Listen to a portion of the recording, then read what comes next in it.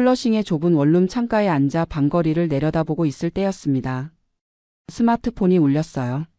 한국에서 걸려오는 영상통화. 큰아들이었습니다. 아버지, 지금 한국 집값이 최고점이에요. 화면 속 아들의 얼굴은 평소보다 상기되어 있었습니다. 옆에 며느리도 함께 앉아 있더군요. 뭔가 준비된 말을 하려는 것 같았어요. 강동구 아파트가 5억 넘게 나간다고요. 지금 안 팔면 나중에 폭락하면 후회해요. 19년 전 이민 올 때 3억에 샀던 그 아파트 이야기였습니다. 그동안 월세 200만 원씩 받아서 한국 연금 250만 원과 합쳐 미국 생활을 근근히 유지하고 있었어요. 넉넉하진 않았지만 그래도 제 힘으로 살 수 있는 돈이었습니다. 제가 다 알아봤어요. 미국 계좌로 송금하는 것도 제가 처리할게요. 아버지는 서류에만 도장 찍으면 돼요. 아들의 목소리에는 묘한 다급함이 섞여 있었어요. 옆에서 며느리가 거들었습니다. 아버지, 우리가 제대로 관리 못해드려서 죄송해요. 이번 기회에 확실하게 정리하시는 게 좋을 것 같아요. 그게 갑자기 왜 그러니? 아버지, 갑자기가 아니라 지금이 타이밍이라고요. 부동산 전문가들도 다 그러는데. 더 좋은 투자처를 찾아드릴게요. 통화를 끊고 나니 가슴이 답답했습니다. 71년을 살면서 익힌 직감 같은 게 있어요. 뭔가 이상했습니다. 아들의 목소리, 며느리의 표정, 그 모든 게 평소와 달랐어요. 잠이 오지 않았습니다. 창밖의 플러싱 거리를 바라보며 생각에 잠겼어요. 저 아파트가 없으면 저는 어떻게 살아야 할까? 월세 200만 원이 사라지면 연금만으로는 턱없이 모자랐습니다. 며칠 동안 계속 생각이 났어요. 9년 전 일이 자꾸 떠올랐습니다. 아버지, 6개월만 빌려주세요. 사업 시작하면 바로 갚을게요. 그때 큰아들이 창업한다며 5천만 원을 빌려갔습니다. 6개월이 지나고 1년이 지나고 9년이 흘렀지만 한 푼도 돌려받지 못했어요. 돈 이야기를 꺼내면 아들은 매번 같은 말만 했습니다. 아버지, 제가 지금 힘들어요. 조금만 더 기다려주세요. 그러다 어느 순간부터 제가 돈 이야기를 꺼내지 않게 됐습니다. 아들의 목소리가 괴로워 보여서, 며느리의 눈치가 보여서. 부모란 게 그런 거잖아요. 며칠 뒤 다시 아들에게서 전화가 왔습니다. 아버지, 생각해 보셨어요? 이번 주말까지는 결정하셔야 해요. 부동산 시장이 언제 꺾일지 모르거든요. 전화를 끊고 나서 문득 이상한 생각이 들었어요. 최근 6개월을 되돌아보니 아들의 전화 패턴이 달라져 있었습니다. 예전엔 한 달에 한 번 정도 안부 전화였는데 요즘엔 일주일에 2~3번씩 전화가 왔어요. 아버지, 아파트 관리 잘 되고 있어요? 세입자는 월세 잘 내요? 혹시 집 팔 생각 없으세요? 매번 아파트 이야기만 했습니다. 아들의 목소리 너머로 뭔가 절박한 것이 느껴졌어요. 더 이상한 건 3개월 전이었습니다. 갑자기 아들이 제 건강을 걱정하기 시작했어요. 아버지, 건강검진 받으셨어요? 한국 병원에서 정밀검사 받으세요. 제가 항공권 예약해 드릴게요. 아니라 난 괜찮다. 아버지, 혹시 모르니까 미리 챙기셔야죠. 제가 거절했더니 며느리가 직접 전화를 걸어왔습니다. 아버지, 저희가 걱정돼서 그래요. 나이도 있으시니까 정기검진은 받으셔야죠. 그때는 그냥 효심인 줄 알았어요. 지금 생각해보니 그게 이상했습니다. 왜 갑자기 그랬을까? 일요일 아침 한인교회에 갔습니다. 예배를 드리고 나서 박 집사님과 커피를 마시며 이야기를 나눴어요. 박 집사님은 저와 비슷한 처지였습니다. 68세에 혼자 플러싱에서 사시는 분이었어요. 박 집사님, 저 요즘 고민이 있어요. 제가 큰아들 이야기를 꺼내자 박 집사님의 얼굴이 굳어졌습니다. 절대 안 돼요. 내 친구가 자식한테 아파트 명의 넘겼다가 요양원 들어가는 돈도 못 받고 쫓겨났어요. 네? 한 번 넘기면 끝이에요. 자식이라고 다 믿으면 안 됩니다. 플러싱에 한인 변호사 있어요. 일단 상담 받아보세요. 박 집사님이 쪽지에 번호를 적어 건네주셨습니다. 손이 떨렸어요. 설마 제 아들이 그럴 리 없다고 생각했지만 한편으로는 불안했습니다. 다음 날 용기를 내어 변호사 사무실을 찾아갔습니다. 플러싱 중심가에 있는 작은 사무실이었어요. 중년의 한인 변호사가 저를 맞아 주었습니다. 어르신, 무슨 일로 오셨어요? 제가 상황을 설명하자 변호사의 표정이 심각해졌습니다. 지금 한국 아파트 명의가 어르신이시죠? 네. 아드님이 어떤 서류를 가져오는지 먼저 확인하세요.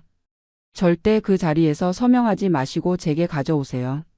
변호사는 책상 서랍에서 명함을 꺼내 제 손에 쥐어 주었습니다. 혹시 아드님이 위임장이나 증여계약서를 들고 오면 바로 연락 주세요. 위험한 상황일 수 있습니다. 사무실을 나오는데 다리에 힘이 풀렸어요. 정말 제 아들이 그런 생각을 하고 있는 걸까? 믿고 싶지 않았습니다. 그날 저녁 큰아들에게서 또 전화가 왔습니다. 아버지, 다음 주에 제가 미국으로 갈게요. 중요한 서류 있어서요. 뭐? 갑자기? 네, 어차피 아버지 뵈러 갈 겸 해서요. 며느리랑 같이 갈게요. 통화를 끊고 나니 가슴이 두근거렸습니다. 20시간 장거리 비행을 한다는 것 자체가 심상치 않았어요. 보통 일로는 쉽게 올 수 없는 거리였습니다. 일주일 후 존 F. 케네디 공항에서 큰아들과 며느리를 만났습니다.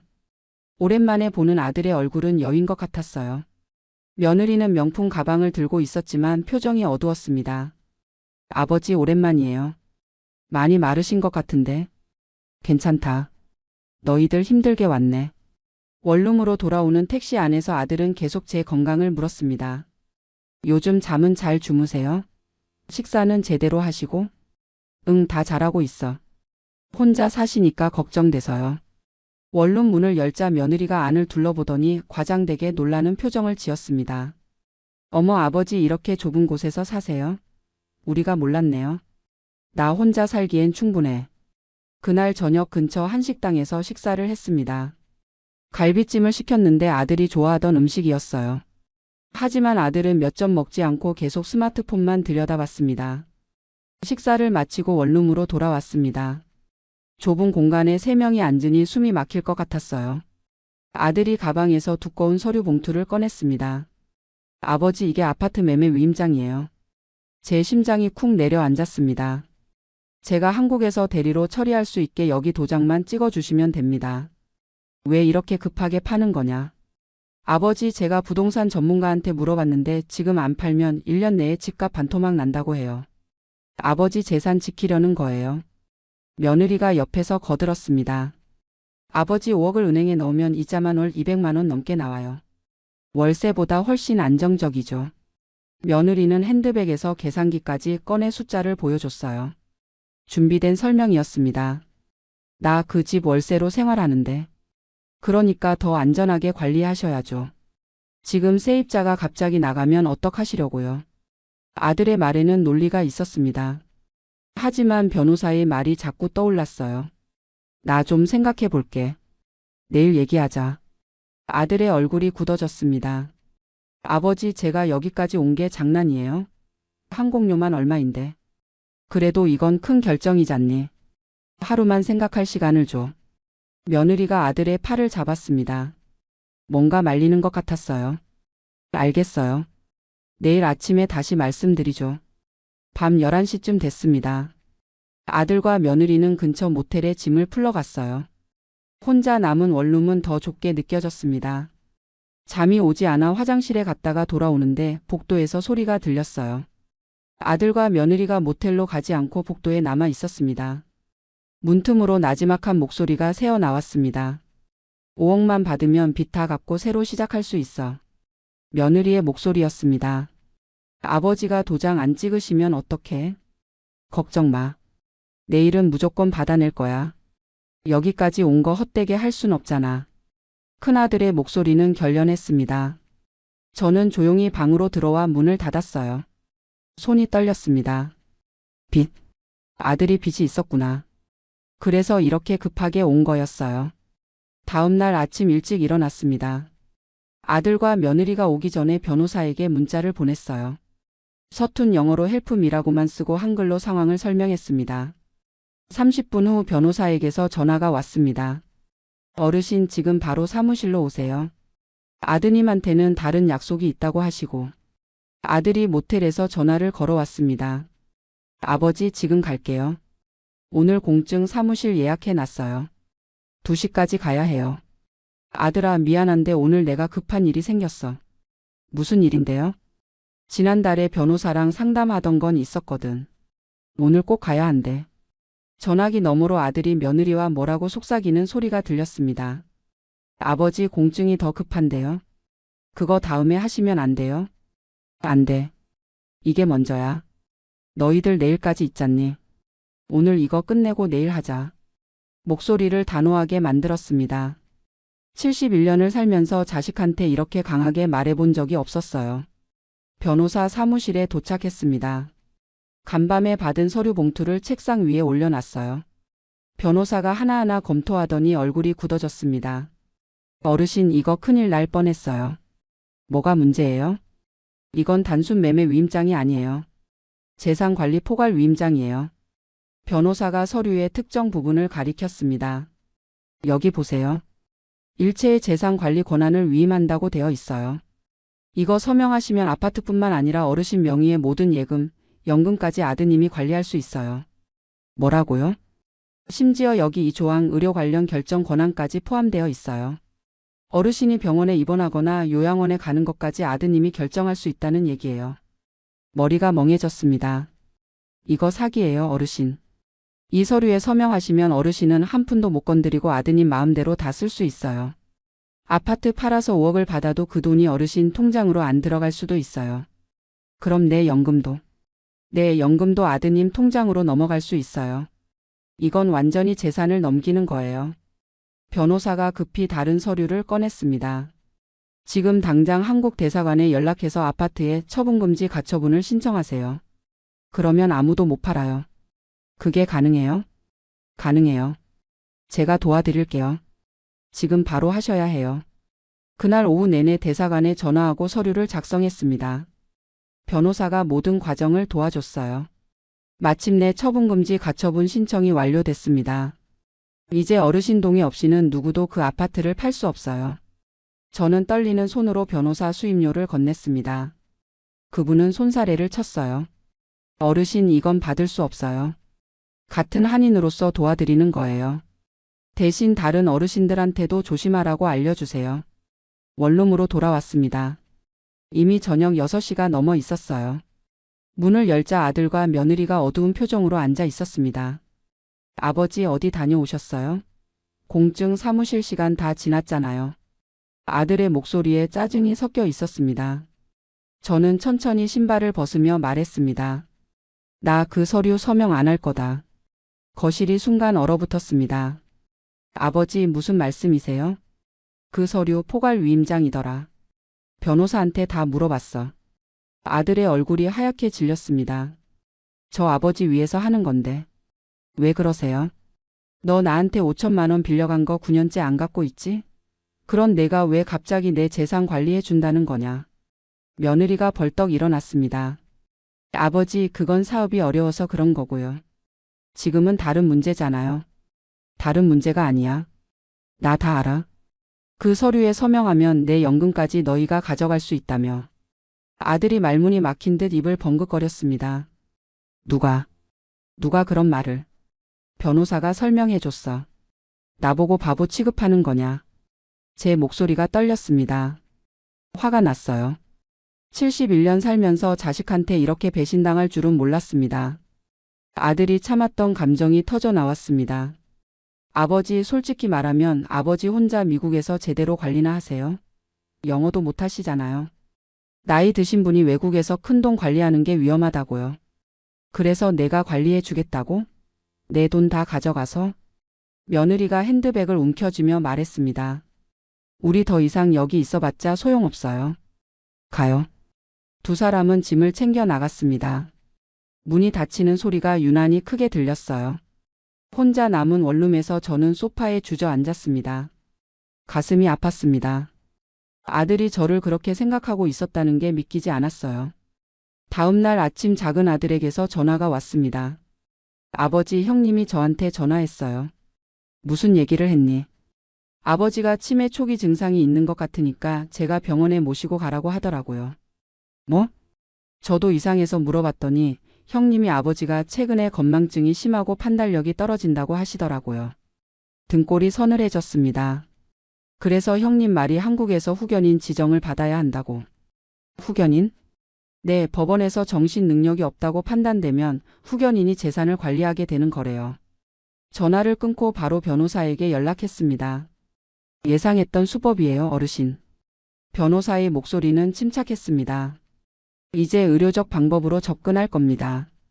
어르신을 치매 환자로 만들어서 후견인이 되려는 거예요. 그럼 어떻게 해야 해요? 지금 당장 병원에 가서 정신감정과 치매 검사를 받으세요. 정상 판정을 문서로 받아두셔야 나중에 방어할 수 있어요. 그날 오후 플러싱 한인병원에 갔습니다. 정신과 의사가 여러 가지 검사를 했어요. 기억력 테스트, 계산 능력, 시공간 인지 능력까지. 일주일 후 결과가 나왔습니다. 어르신 아주 정상이세요.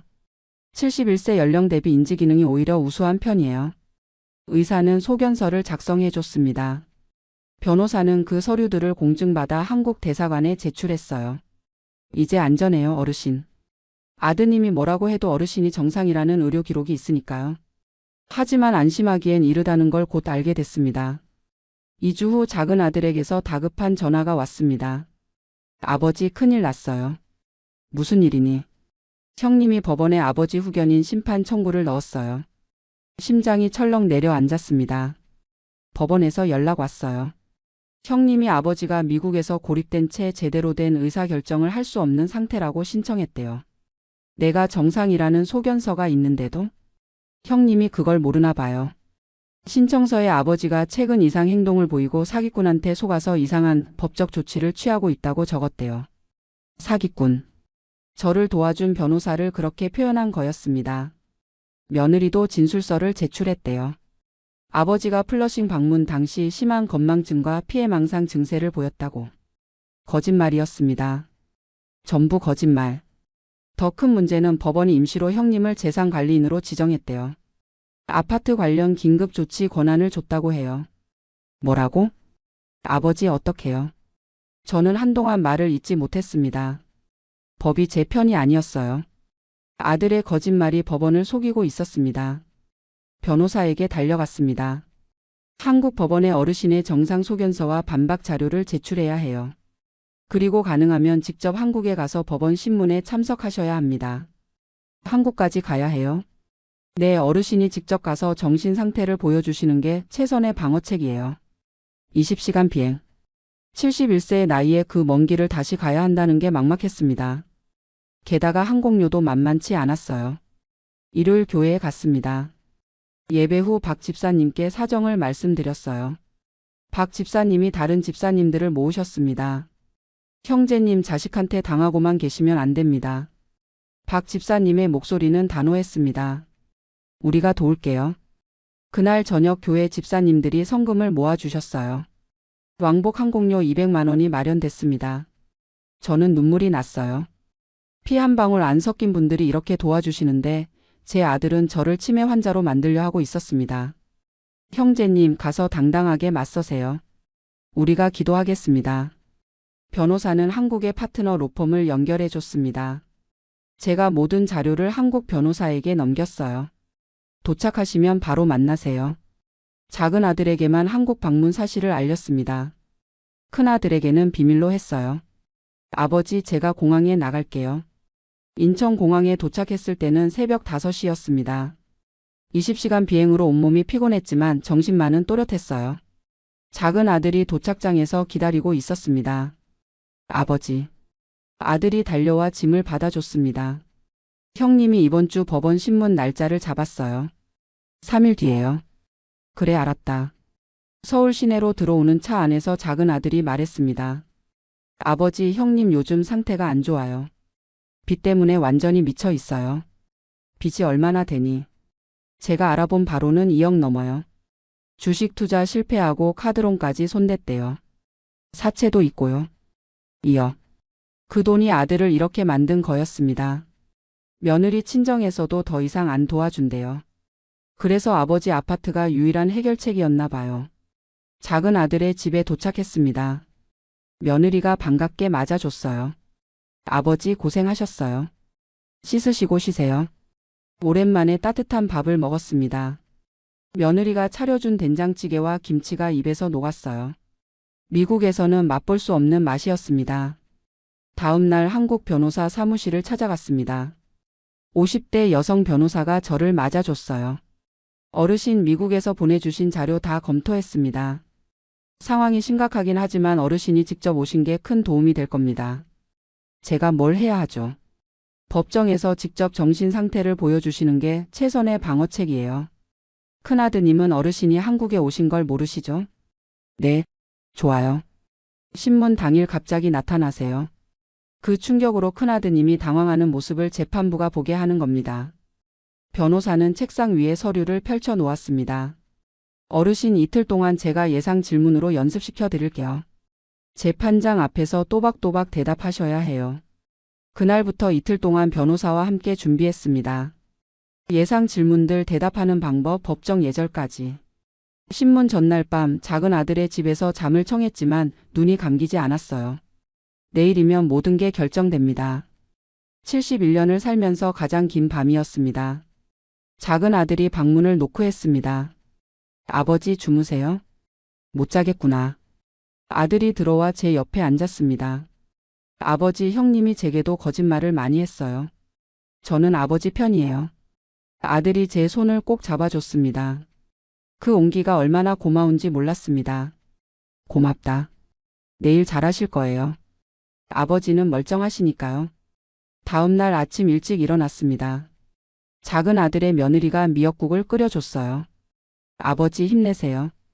서울가정법원으로 향했습니다. 법원 건물은 웅장했어요. 저는 긴장되어 손이 떨렸습니다. 어르신, 제가 옆에 있어요. 걱정하지 마세요. 변호사가 제 팔을 잡아줬습니다. 신문실 앞에 도착했습니다. 문 너머로 목소리가 들렸어요. 큰아들이었습니다. 재판장님, 부친이 미국에 계셔서 출석이 어렵습니다. 변호사가 제게 눈짓했습니다. 지금이었어요. 문이 열렸습니다. 저는 작은 아들, 변호사와 함께 신문실로 들어갔습니다. 큰아들과 며느리가 앉아 있었습니다. 저를 본 순간 큰아들의 얼굴이 새하얗게 변했어요. 며느리는 입을 다물지 못하고 멍하니 저를 바라봤습니다. 재판장이 안경 너머로 저를 보며 말했습니다. 본인이 직접 출석하셨군요. 네, 재판장님. 제 목소리는 또렷했습니다. 큰아들 옆에 앉아 있던 변호사가 당황한 표로 큰아들과 속닥거렸어요. 큰아들은 고개를 숙인 채 저를 쳐다보지도 못했습니다. 재판장이 서류를 검토했습니다. 피청구인 측 변호사, 제출하실 자료가 있습니까? 제 변호사가 일어섰습니다. 네, 재판장님. 청구인 측이 제출한 진술은 모두 허위입니다. 변호사는 두꺼운 서류 뭉치를 제출했습니다. 플러싱 병원의 정신감정서, 치매 검사 결과, 의사소견서.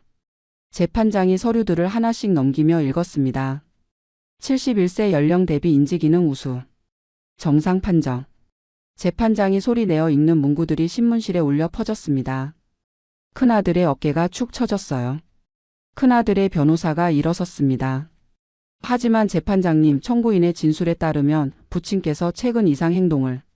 제 변호사가 끊었습니다. 재판장님, 청구인이 제출한 진술서야말로 거짓입니다. 오히려 청구인은 부친의 재산을 노린 사기 시도를 했습니다. 변호사는 또 다른 서류를 꺼냈습니다. 큰아들이 가져왔던 포괄 위임장 사본이었습니다. 재판장의 표정이 굳어졌습니다. 이건 재산관리 포괄 위임장인데 청구인이 이걸 부친께 서명받으려 했다는 겁니까? 네, 재판장님.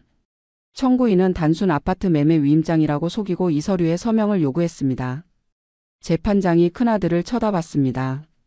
큰아들은 고개를 들지 못했어요. 피청구인께서 직접 증언하시겠습니까? 재판장이 저를 바라봤습니다. 네, 재판장님. 저는 증인석으로 걸어갔습니다. 다리가 떨렸지만 참았어요. 피청구인께서는 현재 거주지가 어디십니까? 미국 뉴욕 플러싱입니다. 언제부터 거주하셨습니까? 19년 전 이민 갔습니다. 현재 생활은 어떻게 유지하고 계십니까? 한국 연금 250만 원과 강동구 아파트 월세 200만 원으로 생활합니다. 재판장이 고개를 끄덕였습니다. 청구인과는 어떤 관계십니까? 제 큰아들입니다. 청구인이 최근 어떤 요구를 했습니까?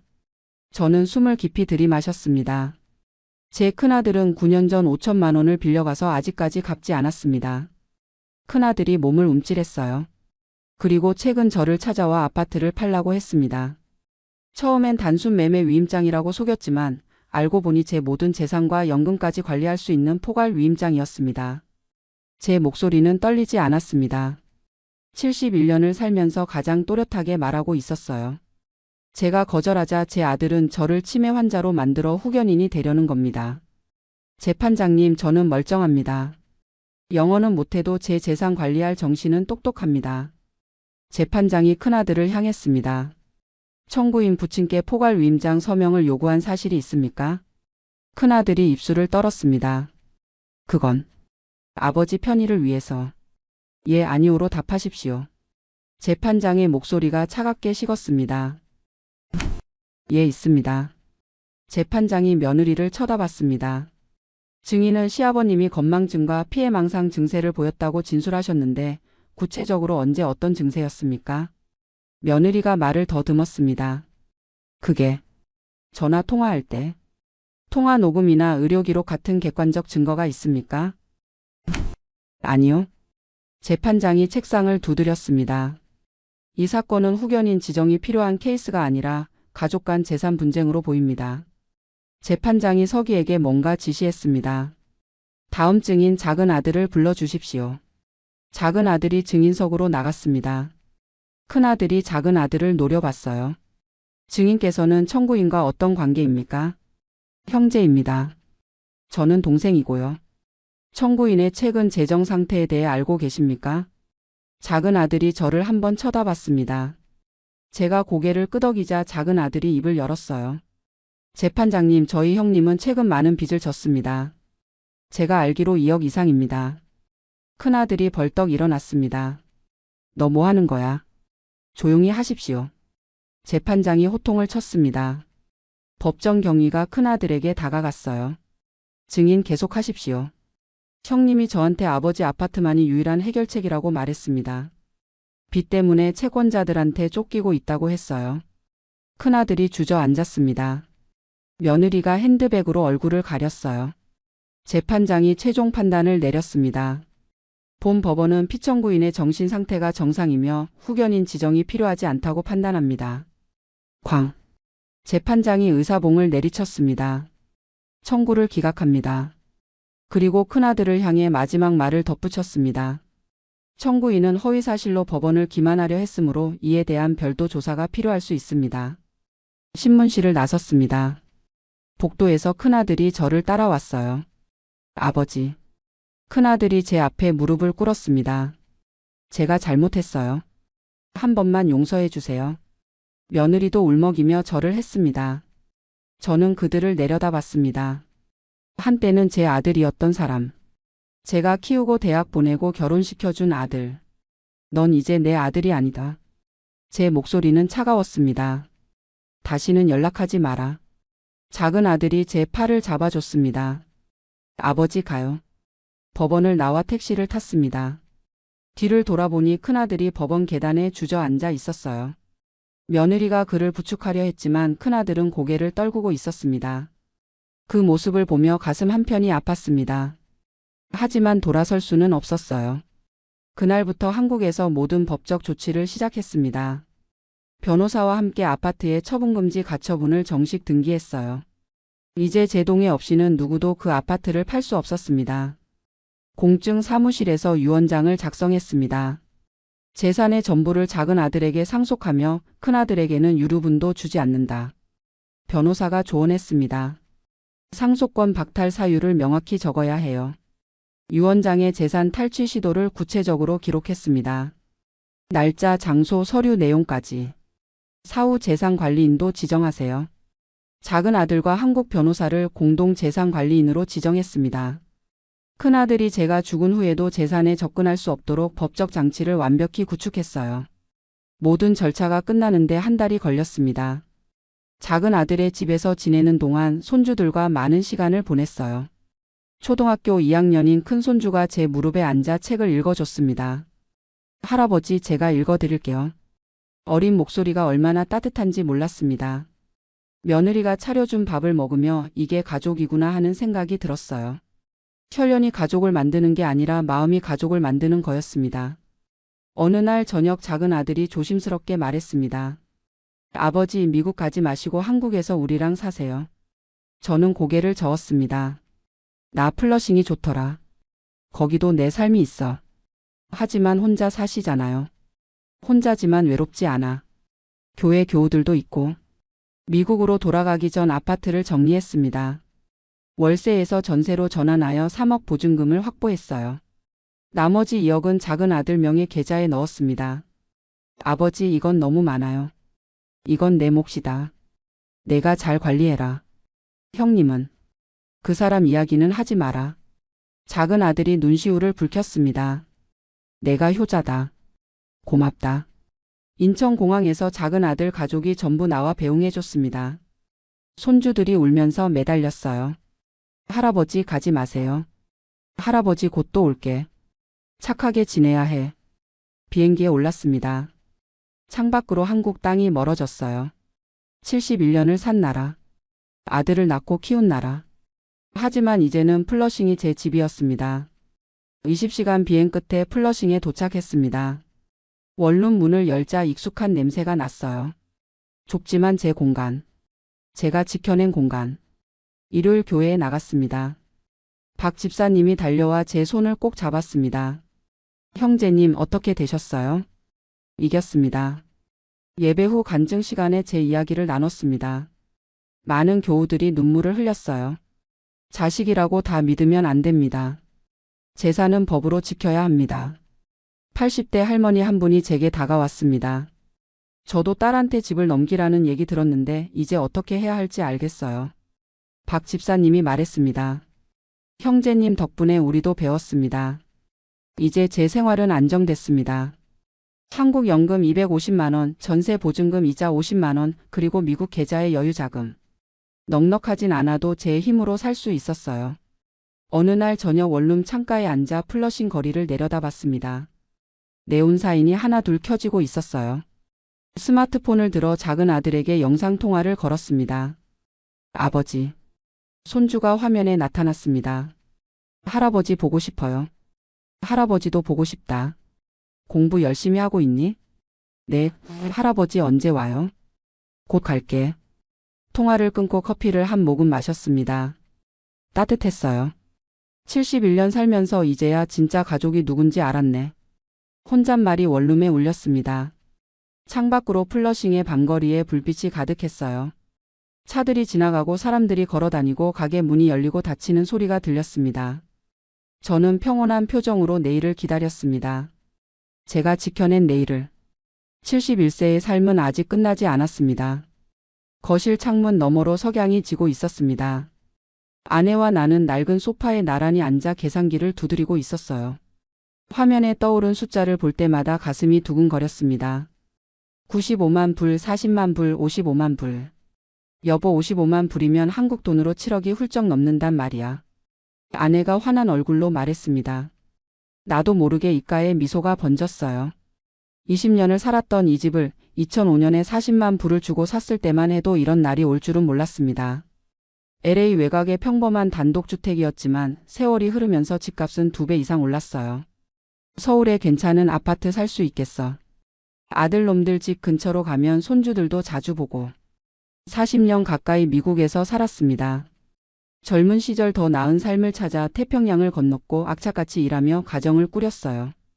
2 아들을 키우면서 이 집을 샀고 아이들이 이 마당에서 뛰어놀던 모습이 아직도 눈에 선합니다. 하지만 이제 아들들은 모두 한국으로 돌아갔어요.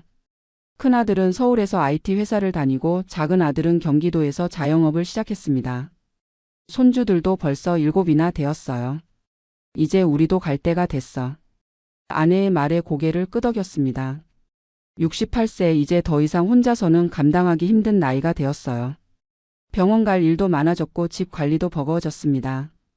무엇보다 손주들이 자라는 모습을 옆에서 보고 싶었어요. 다음 날 아침 단골 부동산 중개인에게 전화를 걸었습니다. 한인 이세인 제임스는 이 동네에서 20년 넘게 일한 베테랑이었어요.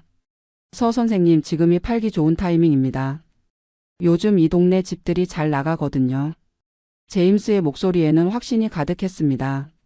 일주일 후 집을 보러 온 사람들이 줄을 이었어요. 깨끗하게 정돈된 마당, 새로 칠한 외벽, 아내가 정성껏 가꾼 장미 정원. 구석구석 우리의 손길이 묻어 있는 집이었습니다.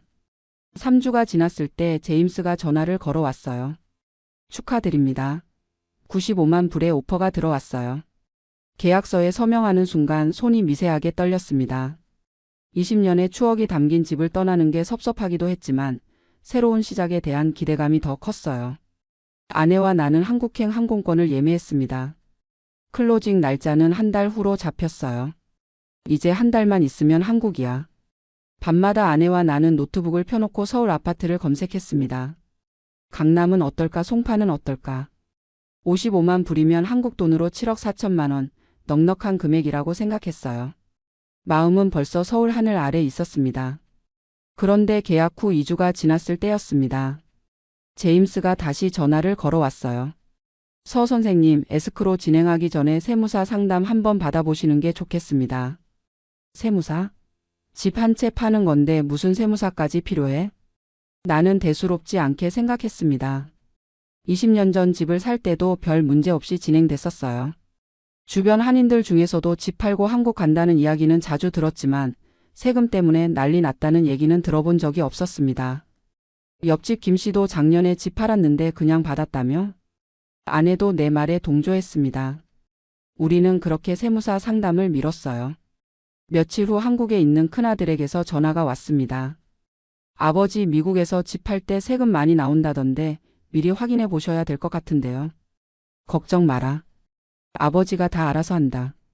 나는 자신만만하게 대답했습니다.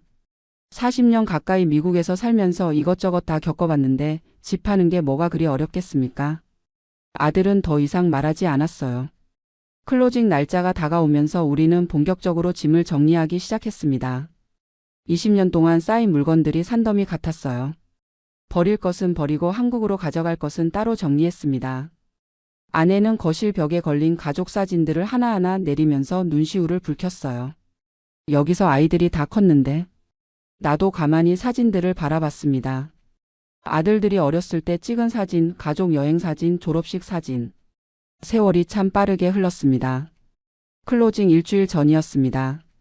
제임스가 다시 전화를 걸어왔는데 이번에는 목소리가 심각했어요. 서 선생님, 정말 세무사 상담 안 받으시면 나중에 큰일 납니다.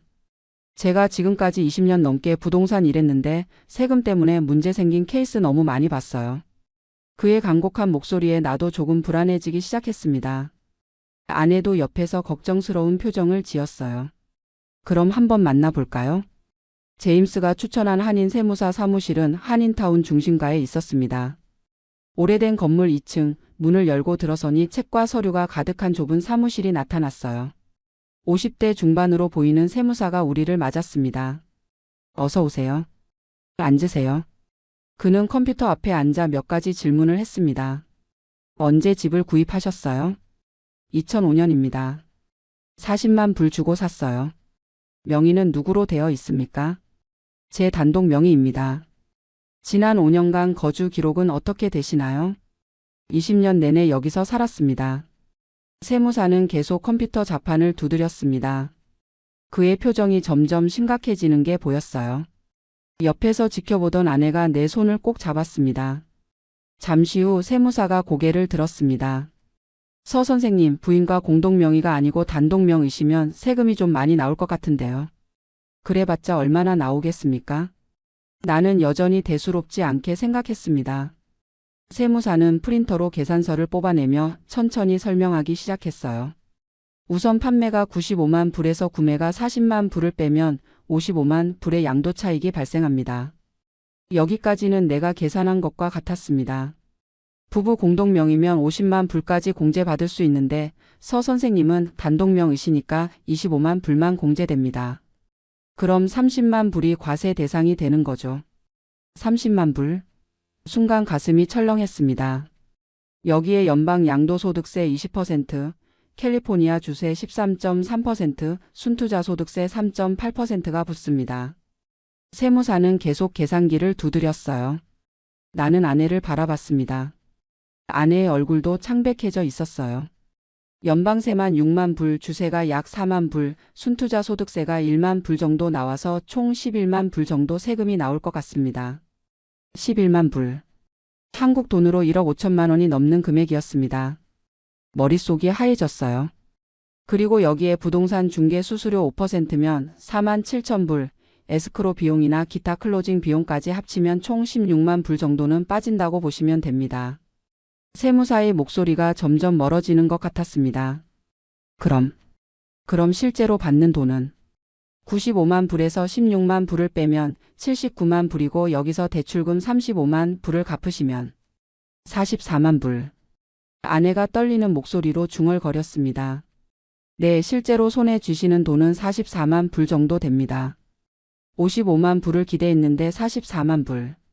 11만 불이나 차이가 났습니다. 한국 돈으로 1억 5천만 원, 아니 세금과 수수료를 다 합치면 2억 원 가까이 손해를 보는 셈이었어요. 이게 무슨 소리입니까? 내 목소리가 떨렸습니다. 세무사는 안타까운 표정으로 우리를 바라봤어요. 미리 상담을 받으셨으면 좋았을 텐데요. 지금이라도 명의를 부인과 공동 명의로 바꾸시면 클로징이 일주일밖에 안 남았는데요. 지금 명의 변경하면 증여세 문제가 생기고 바이어가 계약 취소할 수도 있습니다. 현실적으로 어렵습니다. 사무실을 나와 차에 올라탔을 때 한동안 말이 없었습니다.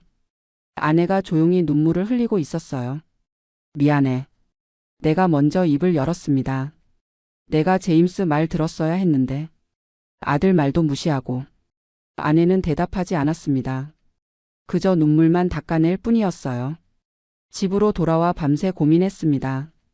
클로징을 연기할까? 제임스에게 전화를 걸었더니 단호하게 말했어요. 바이어가 이미 자기 집 팔고 이사 준비 다 했는데 연기하자고 하면 100% 계약 파기될 겁니다.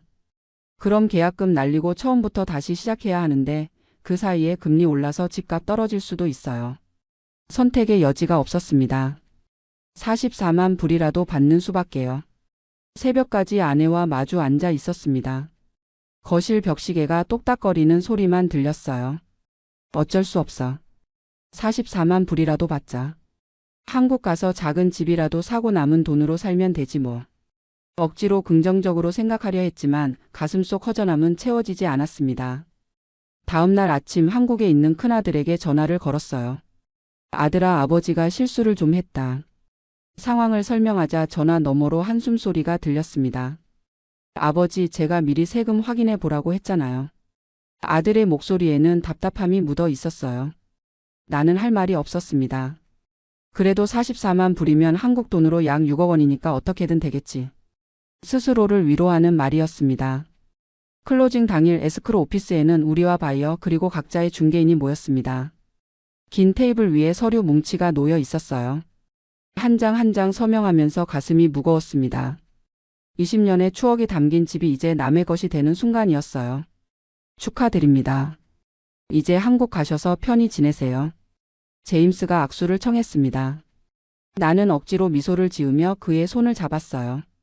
계좌로 44만 2천 불이 입금되었습니다. 화면에 찍힌 숫자를 보면서도 실감이 나지 않았어요. 55만 불이었어야 할 숫자가 44만 불이 되어버린 현실. 임시로 머물던 한인타운 월세방으로 돌아와 아내와 함께 노트북을 켰습니다. 한국 부동산 앱을 열고 서울 아파트를 검색하기 시작했어요. 44만 불이면 환율 1,350원 적용하면 5억 9천만 원 정도 되네. 강남 아파트를 검색했습니다. 최소 12억, 15억, 18억. 현실과 동떨어진 숫자들이었어요. 그럼 송파는? 10억, 11억, 9억. 역시 우리 예산을 한참 넘었습니다. 노원은? 8억, 9억, 7억. 여전히 부족했어요. 경기도는 어때? 분당, 일산, 평촌. 모두 7억에서 8억을 넘었습니다. 한참을 검색하다가 서울 외곽으로 범위를 넓혔습니다. 구로구, 금천구, 영등포구. 드디어 우리 예산에 맞는 매물들이 나타났어요. 하지만 아파트가 아니라 빌라였습니다. 구로구 신축 빌라. 4억 5천만 원. 아내가 화면을 가리켰습니다. 사진 속 빌라는 깔끔해 보였어요. 신축이라는 점도 마음에 들었습니다. 빌라라도 어쩔 수 없지. 남은 돈으로 생활하면 되니까. 우리는 그렇게 스스로를 위로했습니다. 강남 아파트는 꿈도 꾸지 못할 일이 되었지만 그래도 한국에 집을 마련하고 아들들 곁에서 살 수 있다는 것만으로도 감사해야 했어요. 부동산에 연락을 넣고 계약을 진행했습니다. 4억 5천만 원을 송금하고 나니 통장에는 1억 4천만 원이 남았어요. 이 돈으로 앞으로 얼마나 살 수 있을까 막연한 불안감이 밀려왔습니다. 한 달 후 우리는 인천공항에 도착했습니다. 40년 만에 영구 귀국이었어요. 공항을 나서는 순간 한국의 습한 공기가 폐부 깊숙이 들어왔습니다. 낯설면서도 익숙한 느낌이었어요. 구로구 빌라로 이사를 마치고 짐을 풀었습니다. LA의 단독주택에 비하면 비좁았지만 깨끗하고 새집 냄새가 났어요. 창문을 열자 서울의 풍경이 펼쳐졌습니다. 이제 새로운 시작이야. 아내에게 말했지만 목소리에는 확신이 없었습니다. 처음 한 달은 정신없이 지나갔습니다. 은행 계좌 개설, 주민등록, 건강보험 가입. 해야 할 일들이 산더미 같았어요. 그런데 문제는 그때부터 시작되었습니다. 은행 업무를 보러 갔더니 전부 스마트폰으로 처리해야 했습니다. 공인인증서, 모바일 뱅킹, QR코드. 미국에서 40년 가까이 살다 온 우리에게는 외계어나 다름없었어요. 죄송하지만 직접 방문하셔서 처리하셔야 할 것 같습니다. 은행 직원은 친절했지만 결국 모든 일을 직접 방문해서 처리해야 했습니다. 하루에 은행만 2~3번씩 가야 하는 날도 있었어요. 더 큰 문제는 건강보험이었습니다. 주민센터를 찾아갔더니 담당 직원이 난처한 표정을 지었어요. 미국 시민권자시면 당장 건강보험 가입이 안 됩니다. 3개월 대기 후에 가입 가능하세요. 그럼 그 사이에 병원 가면 어떻게 합니까? 민간 실비보험에 가입하시거나 전액 본인 부담하셔야 합니다. 민간 실비보험 상담을 받으러 갔더니 보험료가 월 30만 원씩 나온다고 했습니다.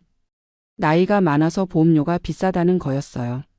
월 30만 원이면 1년에 360만 원인데 계산을 해보니 아찔했습니다. 1억 4천만 원에서 1년에 360만 원씩 나가면 40년도 못 버팁니다. 마트에 장을 보러 갔을 때도 충격을 받았습니다. LA 한인마트에서는 저렴하게 장을 봤는데 한국 마트 물가는 상상을 초월했어요. 사과 한 개에 3,000원이라고?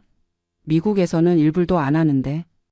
배 한 통이 3만 원, 포도 한 송이가 2만 원. 과일 코너를 지나칠 때마다 한숨이 나왔습니다. 미국이 이렇게 살기 좋았나? 아내가 중얼거렸습니다. 나도 같은 생각이었어요. 가장 마음 아픈 건 아들들과의 관계였습니다. 큰아들은 강남에서 살고 있었는데 구로동까지 오려면 차로 1시간 넘게 걸렸어요. 아버지 자주 뵙고 싶은데 왕복 3시간 걸리니까 주말에만 갈 수 있을 것 같아요. 전화 너머 아들의 목소리가 미안해 보였습니다. 괜찮다. 아버지가 그쪽으로 갈게. 지하철 노선도를 펴놓고 한참을 들여다봤습니다. 구로 디지털 단지역에서 강남역까지 환승을 2번이나 해야 했어요. 작은 아들은 더 문제였습니다. 전화할 때마다 은근히 불만을 내비쳤어요. 아버지, 제가 미리 세금 계산해 보라고 말씀드렸잖아요. 조금만 더 알아보셨으면 이렇게 안 됐을 텐데. 아들의 말이 가슴에 꽂혔습니다. 내 실수로 2억 원을 날린 게 사실이었으니까요. 어느 날 밤 아내가 조용히 울고 있었습니다. 우리 아들들 곁에서 손주들 보면서 살려고 왔는데 이게 뭐야. 나는 아내를 안아주었습니다. 하지만 위로의 말을 찾을 수가 없었어요. 그렇게 서너 달이 지났습니다. 서서히 한국 생활에 적응하기 시작했어요. 주민센터를 다시 찾아가 재외국민 건강보험 가입 절차를 문의했습니다. 3개월 대기 기간이 지났으니 이제 가입 가능하세요. 담당 직원이 친절하게 안내해 주었습니다. 서류를 작성하고 보험료를 납부했어요. 월 12만 원, 민간보험보다 훨씬 저렴했습니다. 구청 노인복지관에도 등록했습니다. 무료 건강검진, 무료 급식, 노인 일자리 정보. 생각보다 혜택이 많았어요. 여기서 점심 먹으면 한 달에 식비 얼마나 아낄 수 있을까? 아내와 계산을 해봤습니다. 하루 2끼를 집에서 해결하면 한 달 식비를 50만 원으로 줄일 수 있었어요. 같은 빌라에 사는 교포 출신 어르신을 만났습니다. 70대 초반의 이 할머니는 20년 전에 미국에서 돌아왔다고 했어요. 처음에는 저도 적응하기 힘들었어요. 근데 시간 지나니까 괜찮아지더라고요. 이 할머니는 전통시장 이용법, 경로당 활용법, 지하철 무임승차권 발급 방법 등 실용적인 정보를 알려주었습니다. 구청에 가면 경로당 패스 발급해줘요. 지하철 공짜로 탈 수 있어요. 다음 날 바로 구청을 찾아가 경로당 패스를 발급받았습니다. 이제 강남까지 가는데 교통비 걱정은 안 해도 되었어요. 1억 4천만 원 중 1억 원을 정기예금에 넣었습니다. 금리가 연 4.5%였어요. 한 달에 약 38만 원 정도의 이자가 나왔습니다. 이자 수익 38만 원에 식비 50만 원, 관리비 30만 원, 보험료 12만 원.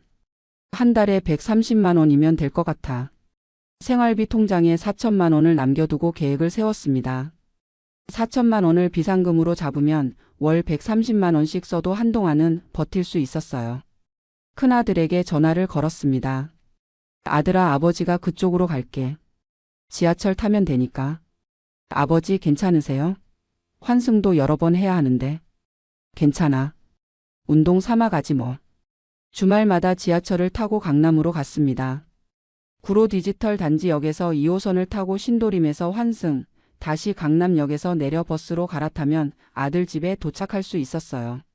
왕복 3시간이 넘게 걸렸지만 손주들 얼굴 보는 재미로 견딜만 했습니다. 할아버지. 현관문이 열리자 손주들이 달려왔습니다. 5살, 7살 된 손주들이 내 다리를 꼭 붙잡았어요. 그 순간만큼은 모든 고생이 보상받는 기분이었습니다. 아버지 고생 많으셨어요. 큰아들이 물 한 잔을 건넸습니다. 며느리가 준비한 점심상을 받으며 가족들과 둘러앉았어요. 이런 시간을 위해 한국에 온 게 아니었나. 스스로를 다독였습니다.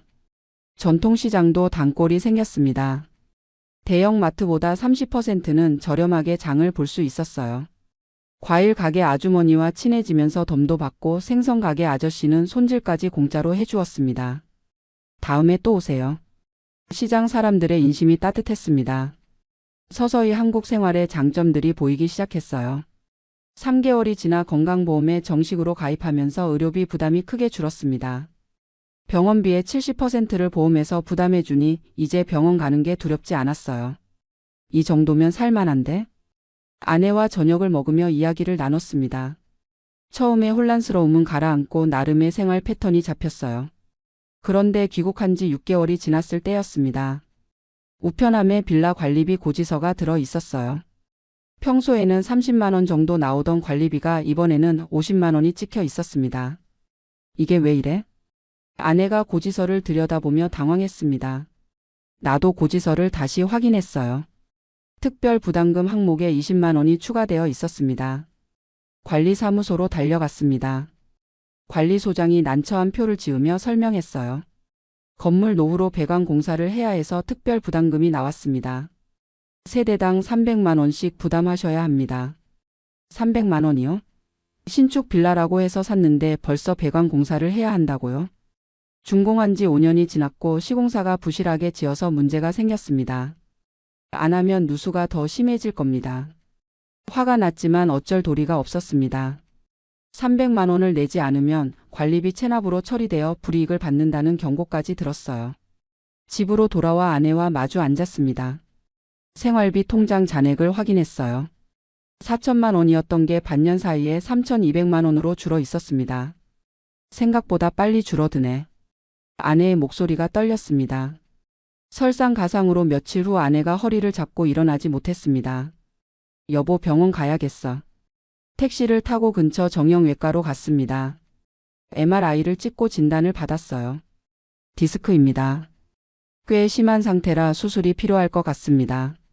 의사의 말에 가슴이 철렁했습니다. 수술비는 얼마나 나옵니까? 건강보험 적용받아도 수술비와 입원비 합쳐서 500만 원 정도 생각하시면 됩니다. 300만 원에 500만 원. 한 번에 800만 원이 나가는 셈이었습니다. 3,200만 원에서 800만 원 빠지면 2,400만 원. 이렇게 계속 예상 못한 돈이 나가면 10년도 못 버티겠는데. 밤새 잠을 이루지 못했습니다. 옆에 누운 아내도 허리 통증 때문에 뒤척이고 있었어요. 미안해요. 내가 건강했어야 하는데. 아내가 작은 목소리로 말했습니다. 무슨 소리야? 당신 잘못이 아니잖아. 하지만 마음속으로는 불안감이 커져만 갔습니다. 미국에 있을 때는 메디케어로 의료비 걱정이 없었는데 한국에서는 건강보험이 있어도 본인 부담금이 만만치 않았어요. 차라리 미국에 있을 걸 그랬나. 입 밖으로 나온 말이었습니다. 아내는 대답하지 않았지만 같은 생각을 하고 있을 거라는 걸 알았어요. 다음 날 아침 작은 아들에게 전화를 걸었습니다. 아들아, 어머니가 디스크 수술을 해야 한대. 얼마나 드는데요? 500만 원 정도. 전화 너머로 한숨 소리가 들렸습니다. 아버지, 제가 200만 원 보내드릴게요.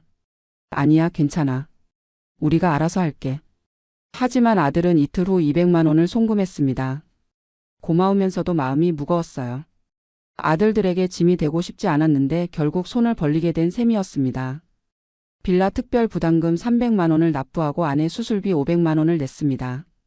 아들이 보내준 200만 원까지 합쳐서 생활비 통장 잔액은 1,900만 원으로 줄었어요. 1억 4천만 원이 반년 만에 이렇게 됐네. 절망감이 밀려왔습니다. 아내의 수술은 성공적이었습니다. 2주간 입원하고 퇴원했어요. 하지만 당분간은 무리하면 안 된다는 의사의 당부를 받았습니다. 이제부터는 정말 조심해서 살아야 해. 아내에게 말했지만 사실 나 자신에게 하는 말이었습니다. 그날 밤 잠이 오지 않아 노트북을 켰습니다. 재외국민 커뮤니티에 들어가 고민 끝에 글을 올렸어요. 미국에서 집 팔고 한국 왔는데 세금 때문에 큰 손해 봤습니다. 혹시 저처럼 당한 분들 계신가요? 다음 날 아침 댓글이 수십 개 달려 있었습니다. 저도 똑같이 당했어요. 단독명의라 25만 불밖에 공제 못 받았습니다. 저는 세무사 상담 받고 공동명의로 바꿔서 세금 많이 절약했는데 미리 알아보셔야 했어요. 한국 올 거면 미리 한국에 주소 옮기고 1가구 1주택 혜택 받을 수 있었는데 아쉽네요. 댓글들을 읽으면서 가슴이 답답해졌습니다. 내가 조금만 더 알아봤더라면, 아들 말을 들었더라면 이런 실수는 하지 않았을 텐데. 그중 한 댓글이 눈에 띄었습니다. 한국에서 미국 부동산 양도세 환급 신청할 수 있다는데 알아보셨어요? 환급. 희망의 불씨가 살아났습니다. 바로 국세청 홈페이지를 검색했어요. 다음 날 국세청 상담센터에 전화를 걸었습니다. 한미 조세 조약에 따라 이중과세 방지를 위한 외국 납부세액 공제 제도가 있습니다. 담당 직원의 설명을 듣는 동안 가슴이 두근거렸어요. 하지만 서 선생님 경우는 한국에 소득이 없으셔서 환급 받을 게 없을 것 같습니다.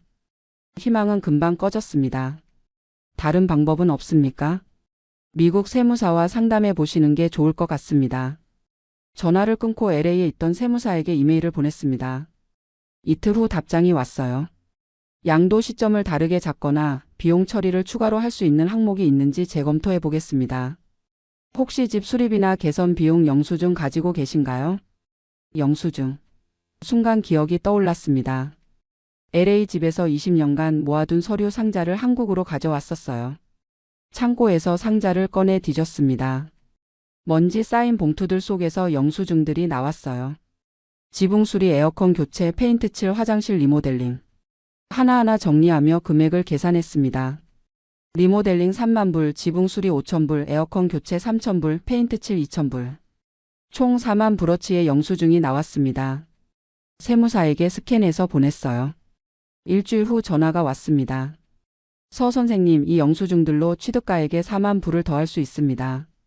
그러면 과세 대상 양도 차익이 30만 불에서 26만 불로 줄어들고 세금도 11만 불에서 9만 6천 불로 감소합니다. 그럼 1만 4천 불을 돌려받을 수 있다는 겁니까? 네, 수정신고를 하면 환급 받을 수 있습니다. 1만 4천 불. 한국 돈으로 약 1,900만 원이었습니다. 바로 진행해 주세요. 세무사와 긴밀하게 협력하여 수정신고 서류를 준비했습니다. 영수증 하나하나를 번역하고 날짜별로 정리하고 증빙 자료를 첨부했어요. 한 달 가까이 걸린 작업이었습니다. 마침내 IRS에 수정신고를 제출했습니다. 검토 기간이 3개월 정도 걸린다는 안내를 받았어요. 그 3개월이 얼마나 길게 느껴지던지. 매일 이메일을 확인하고 미국 은행 계좌를 들여다봤습니다. 아내의 허리도 서서히 회복되었습니다. 물리치료를 받으며 조금씩 일상으로 돌아왔어요. 빌라 배관 공사도 끝났습니다. 이제 추가 비용은 없겠지? 아내가 걱정스러운 표정으로 물었습니다. 그러게. 제발 그랬으면 좋겠어. 생활비 통장 잔액 1,900만 원. 한 달에 130만 원씩 쓰면 1년 반밖에 못 버팁니다. 환급금이 꼭 나와야 했어요. 11월 중순 이메일 한 통이 도착했습니다. IRS였습니다. 심장이 두근거렸어요. 환급 승인. 두 손으로 얼굴을 감쌌습니다.